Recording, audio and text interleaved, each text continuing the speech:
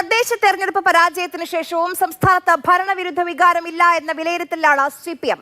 ശബരിമല വിഷയത്തെ മുൻനിർത്തി തെരഞ്ഞെടുപ്പിൽ UDFും BJPയും കള്ളപ്രചാരണമാണ് നടത്തിയത്. പലയിടത്തും UDF വോട്ട് BJPയിലേക്ക് പോയെന്നും BJP കോൺഗ്രസ് ഡീലിന്റെ ഉദാഹരണമാണ് മറ്റത്തൂരിൽ നടന്നതെന്നും സംസ്ഥാന സെക്രട്ടറി MV ഗോവിന്ദൻ ആരോപിക്കുന്നു.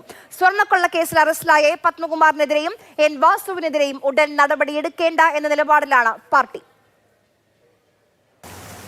തദ്ദേശ തെരഞ്ഞെടുപ്പിൽ അമിതമായ ആത്മവിശ്വാസവും സംഘടനാതലത്തിലുണ്ടായ വീഴ്ചകളും പരാജയത്തിന് കാരണമായതായി CPM സംസ്ഥാന സമിതി വിലയിരുത്തി. ശബരിമല സ്വർണ്ണക്കൊള്ളയിൽ UDFും BJPയും നടത്തിയിട്ടുള്ള പ്രചാരണ വേലകൾ അവർക്ക് പ്രതീക്ഷിച്ചത്ര സഹായം നേടിക്കൊടുത്തിട്ടില്ല എന്നുമാണ് CPMന്റെ വിലയിരുത്തൽ. BJPയും അതുപോലെ തന്നെ UDFും ഇടതുപക്ഷത്തെ മുഖ്യ ശത്രുവായി കണ്ടുകൊണ്ടുള്ള പ്രചരണവും സമീപനവും സ്വീകരിച്ചു. അവർ പരസ്യമായി ഒരു മുന്നണി എന്ന രീതിയിൽ BJPയും കോൺഗ്രസും ചേർന്ന് നിന്നിട്ട് പ്രവർത്തിച്ചു എന്ന് പറയാൻ സാധിക്കില്ലെങ്കിലും രണ്ടാളുടെയും കമ്മ്യൂണിസ്റ്റ് വിരുദ്ധതയെ ഉപയോഗപ്പെടുത്തിക്കൊണ്ട് കേരളത്തിലുടനീളം തന്നെ പരസ്പരം വോട്ട് കൈമാറ്റം നടത്തി എന്നുള്ളത് പ്രത്യക്ഷത്തിൽ മനസ്സിലാവുന്ന കാര്യമാണ്. വിജയിക്കുമെന്ന അമിതമായ ആത്മവിശ്വാസം പൊതുവിൽ ഇടതുപക്ഷ ജനാധിപത്യ മുന്നണിക്ക് ഉണ്ടായിട്ടുണ്ട്. നഗരമേഖലയിലുണ്ടായ സംഘടനാ ദൗർബല്യം ഈ തിരിച്ചടിക്ക് ഇടയാവുകയും ചെയ്തു.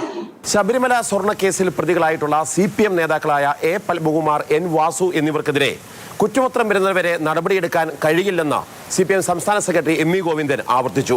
അവർക്കെതിരെ നടപടിയെടുത്താൽ മാധ്യമങ്ങൾ അത് തെറ്റായ രീതിയിൽ വ്യാഖ്യാനിക്കുമെന്നായിരുന്നു അദ്ദേഹത്തിന്റെ വിശദീകരണം. ആ നടപടി എടുത്താൽ നിങ്ങൾ നേരത്തെ പറഞ്ഞ പോലെ നടത്തും. അതിന് നിങ്ങളെ മനസ്സിലായിട്ടില്ല നമുക്ക്. അതാ നിങ്ങൾ ധരിച്ചു വെച്ചിട്ടുള്ളത്. അത് നടപടി എടുത്തതിന്റെ ഭാഗമായിട്ട് വിശദീകരിക്കും. നടപടി എടുത്തില്ലെങ്കിൽ നടപടി എടുക്കാതിനെ പറ്റി വിശദീകരിക്കും. രണ്ടും നടത്തും വിശദീകരണം നടത്തുന്ന ആർക്കറിയാതെ അത് സ്വീകരണ ഏർപ്പാടല്ലേ. തദ്ദേശ ഭരണത്തിലെ പരാജയത്തിന്റെ കാരണം തേടി ജനങ്ങളെ നേരിട്ട് കാണുവാനും അതോടൊപ്പം തന്നെ കേന്ദ്ര സർക്കാരിന്റെ ജനദ്രോഹ നയങ്ങൾക്കെതിരെ പ്രക്ഷോഭം സംഘടിപ്പിക്കാനും CPM സംസ്ഥാന സമിതി യോഗം തീരുമാനിച്ചു. അതനുസരിച്ച് ജനുവരി ഫെബ്രുവരി മാസങ്ങളിൽ ലോക്ഭവൻ മാർച്ചും അതോടൊപ്പം തന്നെ പാളയ രക്തസാക്ഷി മണ്ഡപത്തിന് മുന്നിൽ സത്യാഗ്രഹവും സംഘടിപ്പിക്കും. മുഖ്യമന്ത്രിയുടെയും മന്ത്രിമാരുടെയും നേതൃത്വത്തിലായിരിക്കും സത്യാഗ്രഹം സംഘടിപ്പിക്കുക. അതോടൊപ്പം സംസ്ഥാനത്തേക്ക് വർഗീയത കൊണ്ടുവരാനുള്ള UDF BJP കൂട്ടുകെട്ടിനെതിരെ ശക്തമായ പ്രചരണം നടത്തുമെന്നും കേരളത്തിലെ ജനങ്ങൾ അതിനെതിരെ അണിനിരക്കണമെന്നും CPM സംസ്ഥാന സമിതി യോഗത്തിന് ശേഷം MV ഗോവിന്ദൻ പറഞ്ഞു.